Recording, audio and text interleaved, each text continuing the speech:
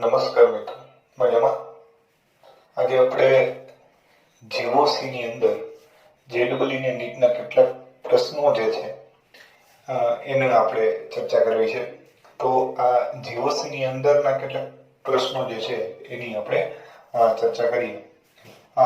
પ્રશ્ન number 1, CH3COO CH3 આપેલ સંયોજનમાં અહીંયા A દર્શાવેલો છે અને B દર્શાવેલો છે. પ્રશ્ન આ રીતનો છે: આપેલ સંયોજનમાં A અને B બંધ લંબાઈ માટે સાચો વિકલ્પ જણાવવાનો છે. તો અહીંયા તમે જોઈ શકો છો કે આપણી પાસે A અને B બે બંધ તો એક જ છે, પણ હાઇપર કોન્જ્યુગેશન તમે સમજવા જશો તો તમને ખ્યાલ છે કે A ની બાજુમાં ડબલ બંધ રહેલો છે, B ની બાજુમાં સિંગલ બંધ જ છે, એટલે A વાળો સિંગલ બંધ છે. તો સ્વાભાવિક છે કે ડબલ બંધ જે હોય એની લંબાઈ જે છે એની બાજુમાં રહેલા સિંગલ બંધની લંબાઈ પ્રમાણમાં હાઇપર કોન્જ્યુગેશનના કારણે લઈને ઘટશે. તો A = B યોગ્ય વિકલ્પ નથી. A મોટો અને B નાનો યોગ્ય વિકલ્પ નથી, પણ B જે છે એ પ્રમાણમાં વધુ બંધ લંબાઈ થશે અને A છે એ નાની થશે, એટલે વિકલ્પ C જે છે એ યોગ્ય ગણી. બીજો પ્રશ્ન જે છે એની અંદર આપેલ એક સંયોજન છે. આ સંયોજનમાં sp2 સિગ્મા બંધની સંખ્યા જે છે એ આપણે કાઉન્ટ કરવાની છે. તો સિગ્મા બંધની સંખ્યા આપણે કાઉન્ટ કરશું આમાં, તો કઈ રીતે સિગ્મા બંધની સંખ્યા કાઉન્ટ થઈ શકે? તો આપેલ સંયોજનમાં તમે જો અહીંયા ડબલ બંધ છે, અહીંયા ડબલ બંધ છે, અહીંયા ડબલ બંધ છે, અહીંયા ક્યાંય ડબલ બંધ, આ ત્રણ જગ્યાએ ડબલ બંધ નથી, અહીંયા પણ ડબલ બંધ નથી, અહીંયા પણ ડબલ બંધ નથી. તો આ બેયના સંકરણ sp3 થાય. આનું sp2 ગણવાનું આપણે સંકરણ, આનું પણ sp2 સંકરણ ગણવાનું, આનું પણ sp2 સંકરણ ગણવાનું, આનું પણ sp2 જ ગણવું પડે. એનો મતલબ એમ કે ઘણીવાર શું થાય, આપણે ઉતાવળ એક કરી નાખીએ કે ડબલ બંધ વાળા છે એ જ sp2, પણ ભાઈ આ ગણો તો એ પણ સિગ્મા બંધ જ ગણાય. આપણને બધા સિગ્મા બંધની સંખ્યા પૂછેલી છે. તો આ એક સિગ્મા, આ બીજો સિગ્મા, આ ત્રીજો સિગ્મા, આ નહીં ચાલે કેમ કે આ sp3 છે, આ પણ નહીં ચાલે, એટલે 1 2 3 સિગ્મા અને આ ચોથો, એટલે 4 સિગ્મા બંધ sp2 સંકરણ વાળા થશે, એટલે જવાબ આવશે C. ત્યારબાદ ત્રીજો પ્રશ્ન છે: આપેલ સંયોજનમાં કુલ અબંધકારક ઇલેક્ટ્રોન યુગ્મની સંખ્યા, બરોબર ધ્યાનમાં રાખજો, આપેલ સંયોજનની અંદર કુલ અબંધકારક ઇલેક્ટ્રોન યુગ્મની સંખ્યા પૂછેલી છે.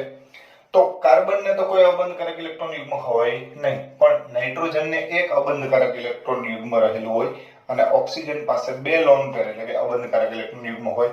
ટોટલ થયા 3, એટલે જવાબ આવશે B. ત્યારબાદ ચોથો જે છે ખાસ સમજો, આવા 3 સંયોજનો જે છે એ આપણને આપેલા છે A, B અને C, અને એવો પ્રશ્ન પૂછેલો છે કે આપેલ સંયોજનની દહન ઉષ્માનો સાચો ક્રમ જણાવવાનો છે. તો દહન ઉષ્માનો આધાર નંબર ઓફ કાર્બન્સ, એટલે કે જેમ કાર્બન સંખ્યા વધુ એમ દહન ઉષ્મા વધારે થાય.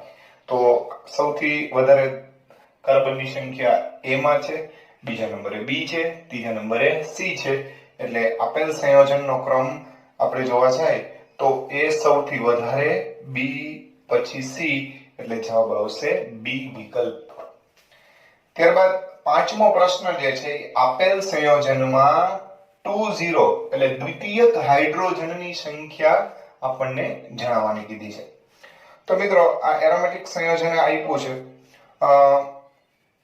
આ સંયોજન જે છે એની અંદર તમે જોશો તો તમને ખ્યાલ છે કે બેન્ઝીન રિંગમાં બધી જ જગ્યાએ હાઇડ્રોજન આવેલા હોય, પણ જ્યાં ફ્યુઝડ થાય ત્યાં એક પણ હાઇડ્રોજન હોય નહીં. તો અહીંયા એક હાઇડ્રોજન, અહીંયા, એટલે આ 4 થયા, આ 5 6, અહીંયા બ્રોમિન દ્વારા વિસ્થાપન થયેલું છે, અને અહીંયા એટલે ટોટલ નંબર ઓફ હાઇડ્રોજન જ કેટલા થાય? 7. અને સાથે દ્વિતીયક થશે કેમ કે એ જે કાર્બન સાથે જોડાયેલા છે એ અન્ય 2 કાર્બન સાથે જોડાયેલા છે, એટલે આપણે કહી શકીએ કે આપેલ સંયોજનમાં દ્વિતીયક હાઇડ્રોજનની સંખ્યા 7 છે. હવે ત્યાર પછી છઠ્ઠો પ્રશ્ન: આપેલ સંયોજન પૈકી કયા ચક્રીય સંયોજનમાં સૌથી વધુ તણાવ હશે? એટલે આપેલ જે બધા વિકલ્પ છે એ પૈકી સૌથી નાનું ચક્ર હોય એમાં તણાવ સૌથી વધારે હોય એ વસ્તુ ધ્યાનમાં રાખવાનું. તો અહીંયા જે છે 6 સભ્યવાળું ચક્ર છે, અહીંયા 5 સભ્યવાળું છે, 4 સભ્યવાળું છે અને આ 5 સભ્યવાળું છે. એટલે સૌથી નાનું ચક્ર હોય એમ બોન્ડ એંગલ નાનો હોય અને જેમ બોન્ડ એંગલ નાનો હોય એમ તણાવ કેવો હોય વધારે. એટલે સૌથી વધારે પ્રેસ જે છે એ આપણને અહીંયા જોવા મળશે વિકલ્પ નંબર સી.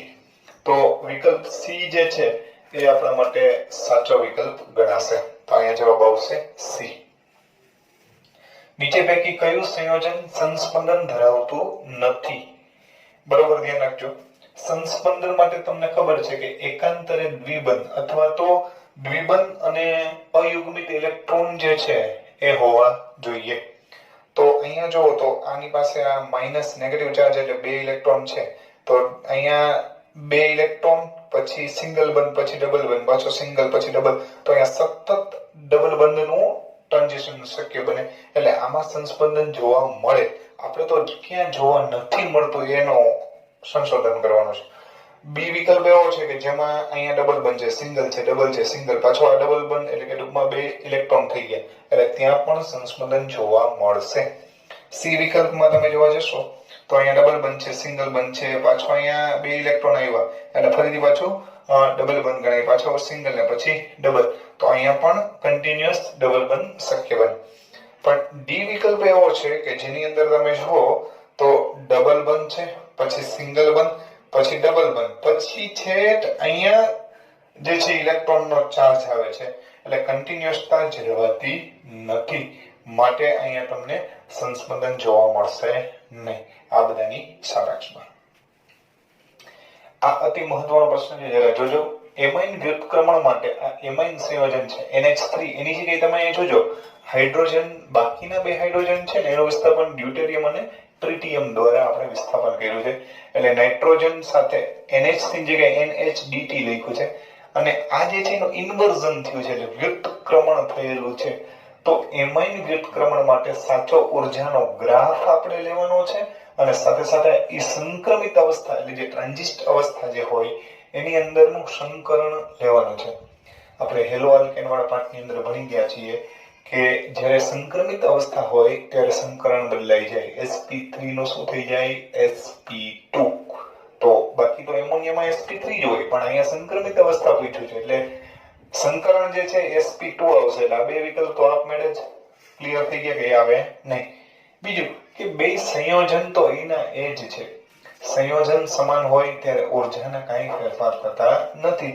એટલે આ સી વિકલ્પમાં sp2 છે પણ ઉર્જાનો ડિફરન્સ બતાવ્યો છે. જ્યારે આ વિકલ્પ એવો છે કે જેમાં ઉર્જાનું લેવલ સમાન છે અને સંકરણ છે કયું છે? sp2. તો આ રીતે આ પ્રશ્નનો આપણે ઉકેલ મેળવીશું.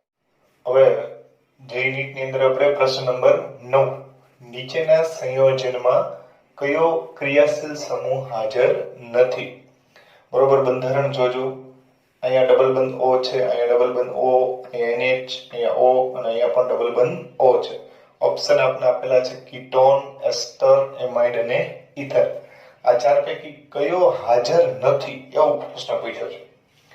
તો આ C ડબલ બંધ O એટલે કીટોન તો હાજર ગણાય.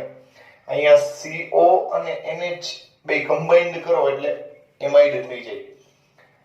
આ જે છે એ ખાસ ધ્યાનમાં રાખજો. એકલો સિંગલ O ગણાઈ જશે તો ભૂલ પડશે. એટલે અહીંયા C ડબલ બંધ O ને O છે એટલે એસ્ટર પણ હાજર છે. તો કીટોન, એસ્ટર અને એમાઇડ હાજર છે. તો ઓપ્શન આપણી પાસે બાકી વધ્યો છે ઇથર. એટલે આમાં આન્સર આવશે ઇથર. તો 9મો આન્સર થયો ઇથર. બંધારણ ખાસ જોઈને આપણે નક્કી કરવું. સૌથી વધુ સ્થાયી કાર્બન કેટઆયન કયો છે? એટલે કે કાર્બો કેટઆયન કયો થશે? તો આપણને અહીંયા 4 બંધારણ આપેલા છે.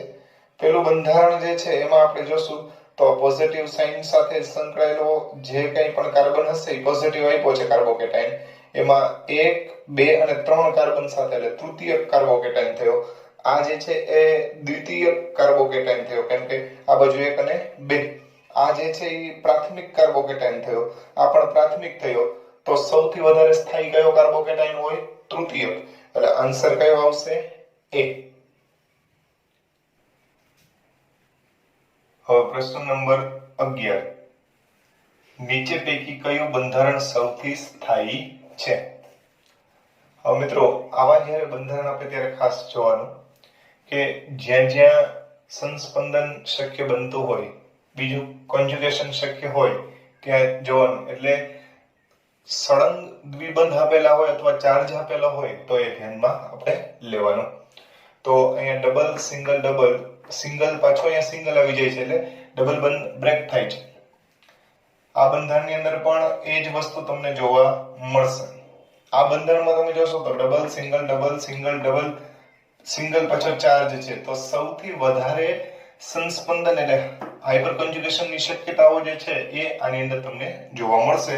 એટલે સૌથી સ્થાયી બંધારણ છે કયું બંધારણ આવશે? સી બંધારણ. અહીંયા ડબલ સિંગલ પછી પાછો સિંગલ થઈ જાય છે, બરાબર? એટલે આ રીતે બધા બંધારણો છે એ આપણે તપાસ કરવાની. તો સૌથી વધારે સ્થાયી બંધારણ કયું થશે? સી. ત્યારબાદ 12મા પ્રશ્ન બહુ મહત્વનો પ્રશ્ન છે, ધ્યાનમાં લેજો. 3 બંધારણ આપેલા છે અને પ્રશ્ન એવો પૂછેલો છે કે 1, 2 ને 3 બંધારણ માટે લેમ્ડા મેક્સિમમ નો ચડતો ક્રમ આપને પૂછવામાં આવ્યો છે. હવે તમને ખ્યાલ છે કે લેમ્ડા જે છે એટલે E બરાબર hc લેમ્ડા.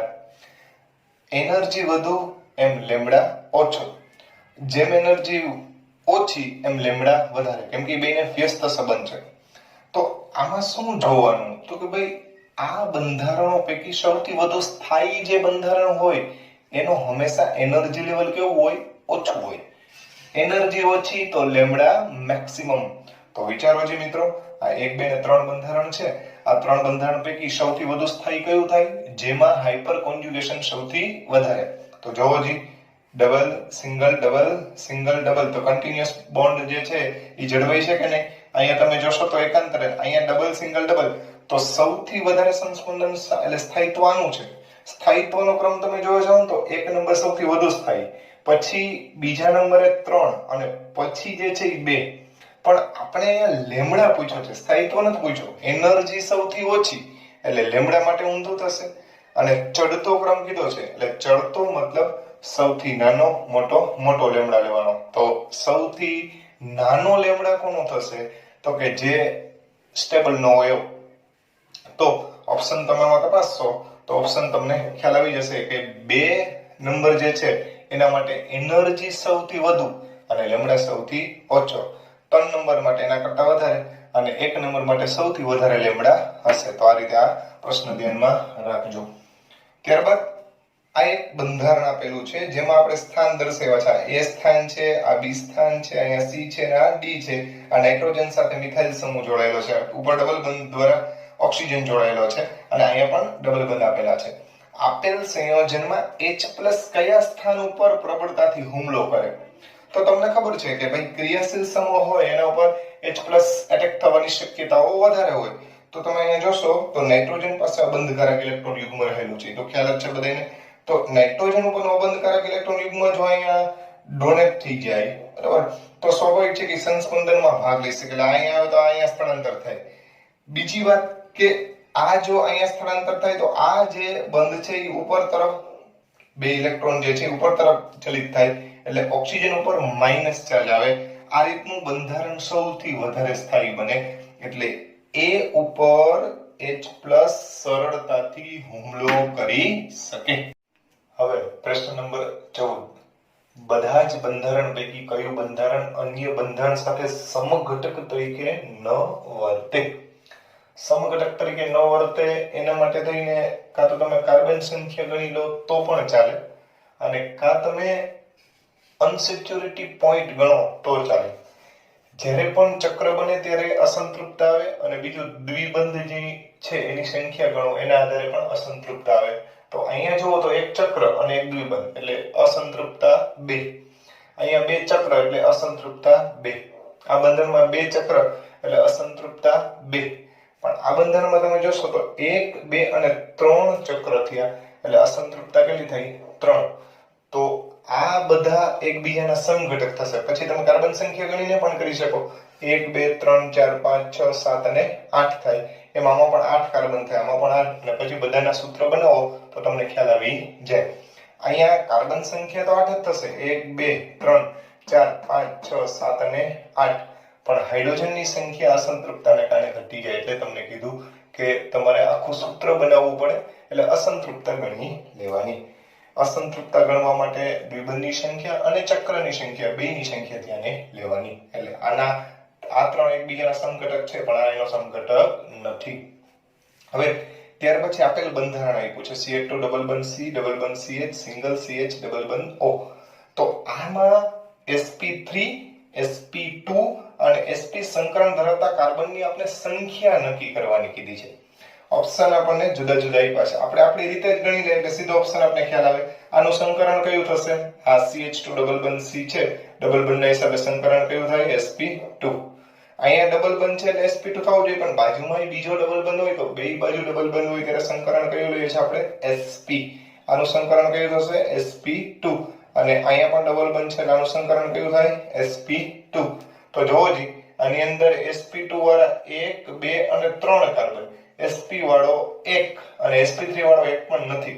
તો sp3 વાળો 1 પણ ન હોય એવો એક જ વિકલ્પ છે, બરાબર. પછી sp2 જે છે એ 3 અને sp1 એટલે ઓપ્શન આવશે B.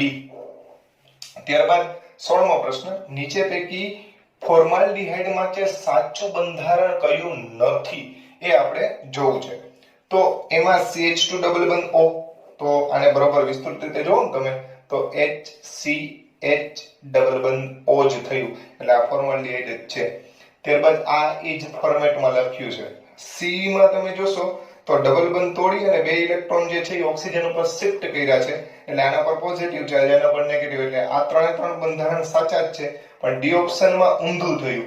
ઓક્સિજન કરતા કાર્બન વધુ વિદ્યુતઋણ હોય નહીં એટલે ધ્યાનમાં રાખજો ઓપ્શન ડી જે છે એવું બંધારણ સાચું નથી.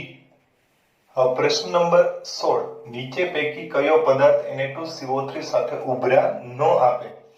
તો C6H5CO2H એટલે આ સમજી ગયા ને મિત્રો. C6H5CO2H મતલબ શું ગણવાનો છે આપણે? Benzoic acid. આ બેન્ઝીન સલ્ફોનિક એસિડ, આ ફિનોલ અને પ્રિક્રિક એસિડ. કાર્બોક્સિલિક એસિડ ઉભરા આપે, બેન્ઝીન સલ્ફોનિક એસિડ ઉભરા આપે.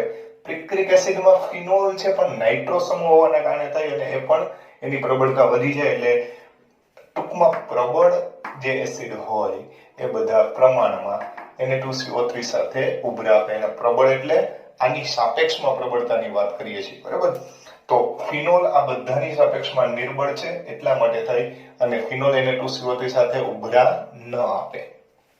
નીચે પૈકી કયા બંધારણમાં sp સંકૃત કાર્બન છે? એટલે કે કયું બંધારણ એવું છે કે જેની અંદર કાર્બનમાં sp સંકરણ રહેલું છે એ આપણે જણાવવાનું છે. એવા આપણે અહીંયા 4 બંધારણ પ્રશ્નમાં જ આપ્યા છે અને આ 4 વિકલ્પ રજૂ કર્યા છે.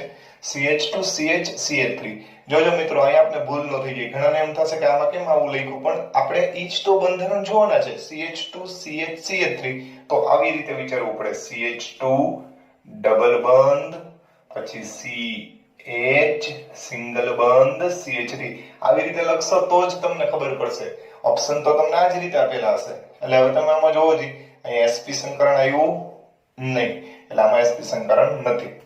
આની અંદર તમે જોશો તો CH2 પછી અહીં ડબલ બંધ, અહીં ડબલ બંધ આવે કે નહીં? આ બંધારણને આપણે વિસ્તૃત કરીએ 2 નંબરને તો આવું થાય CH2 સિંગલ, પછી અહીંયા ડબલ કરીએ C ડબલ બંધ C H અને Cl. જોજી તો અહીંયા બે બાજુ ડબલ બંધ છે એટલે એક આની અંદર sp સંકરણ છે એવો કાર્બન છે. CH3 એટલે ઇથેન એમાં તો નો જ હોય. CH ટ્રિપલ બંધ CH લખી શકાય કે નહીં? CH ટ્રિપલ બંધ CH એનો મતલબ એમ થયો કે 2 અને 4 બંધારણ એવા છે કે જેમાં કાર્બનમાં sp સંકરણ છે. તો 1 અને 2 ઓપ્શન નો ચાલે, 2 અને 4 યસ ઓકે, ખાલી 4 ન ચાલે, 2 ને 4 છે એટલે 2 અને 3 નહીં એટલે યોગ્ય વિકલ્પ કયો છે? B. ત્યારબાદ આપેલ એક સંયોજન છે એમાં એરા વડે H દર્શાવ્યો છે, એના કયા સ્વરૂપને સરળતાથી એટલે H ને કયા સ્વરૂપે આપણે આ H જે છે એને કયા સ્વરૂપે આપણે સરળતાથી દૂર કરી શકીએ? હવે H જાય તો કા H+ સ્વરૂપે જાય કા H- કા H મુક્તમૂલક અને H2 ફોર્મેટ તો શક્ય નથી. પણ જો H+ સ્વરૂપ આપણે વિચારીએ તો H પોઝિટિવ સ્વરૂપે જાય તો ઇલેક્ટ્રોન પોતે અહીંયા ડોનેટ કરતો જાય એટલે આવી પોઝિશન થશે.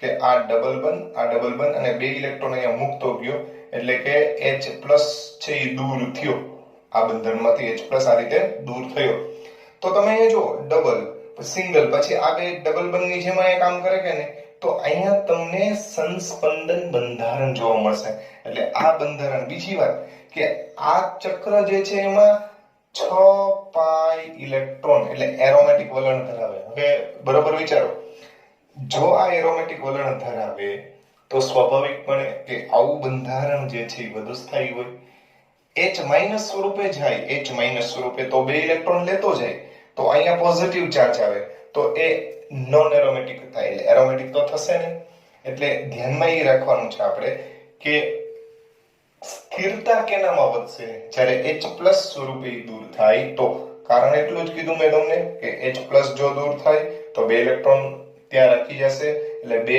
4 ને 6 પાઈ ઇલેક્ટ્રોન યુકેલના નિયમ અનુસાર 4n+2 ઇલેક્ટ્રોન જે છે એ રહેલા હોય એ બધા હંમેશા કેવા ગણાય સ્થાયી ગણાય તો એના આધારે 6 પાઈ ઇલેક્ટ્રોન વાળો સ્થાયી ગણાય બેન્ઝીન એનું હાઇડ્રોજનીકરણ ઉદ્દીપકની હાજરીમાં કર્યું છે એટલે એક ડબલ બંધ તૂટી અને સાયક્લોહેક્સાડાઇન પછી સાયક્લોહેક્ઝીન અને છેલ્લે સાયક્લોહેક્સેન ક્રમશઃ 3 સ્ટેપમાં E1 E2 અને E3 આપ્યા છે ઈ જે સક્રિયકરણ ઊર્જા કીધું છે તો હવે એના માટેનો એક સાચો ક્રમ કીધો છે